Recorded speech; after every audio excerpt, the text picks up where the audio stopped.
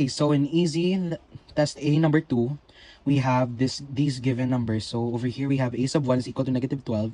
We have a sub n is equal to 116.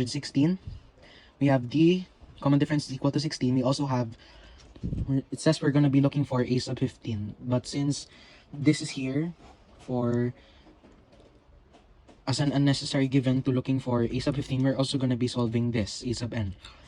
So what we do here is we copy the given a sub 1. The formula a sub n is equal to a sub 1 plus n minus 1 times 16. So we copy it, 116. 116 is equal to negative 12 plus n minus 1 times 16. Common difference. So we have 116 is equal to negative 12 plus 16n minus 16. We have negative 28, switch to the other side, so 28 plus 16, that's 144, is equal to 16n, so n would be equal to 9.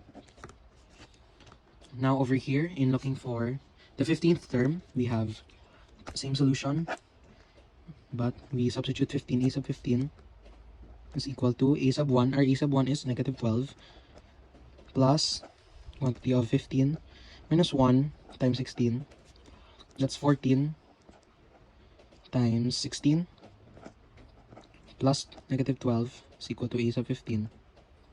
Now that would be 14 times 4, 56, 56 times 4, that's 226 minus 12. It would be equal to 196. A sub 15 is equal to 196.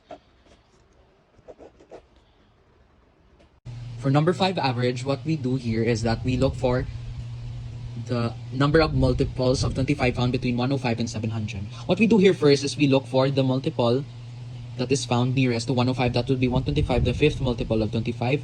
And over here, near 700 would be 675. That would be the 27th multiple of 25. Now that we found the last and the first, what we do next is that 27 we get from the last minus the fifth term, 5 plus 1 to find numbers from 5 to 27. That would be 23 numbers or multiples found between.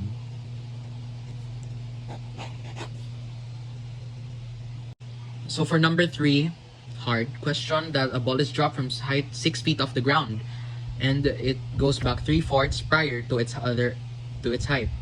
So what is the total distance traveled by the ball after hitting the ground for the 5th time? So what formula we use here is this.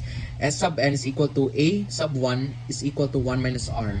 A sub 1 is our initial height that we throw the ball off of, that is 6 feet. And for our r, it would be 3/4 since that is the rate at which the ball returns, goes on to the next term.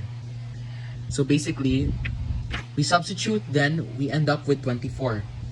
Over here, why do we use the solution twice? Because, well, bouncing requires 2 motions, the upward and downward motion. It goes up, down, 5 times.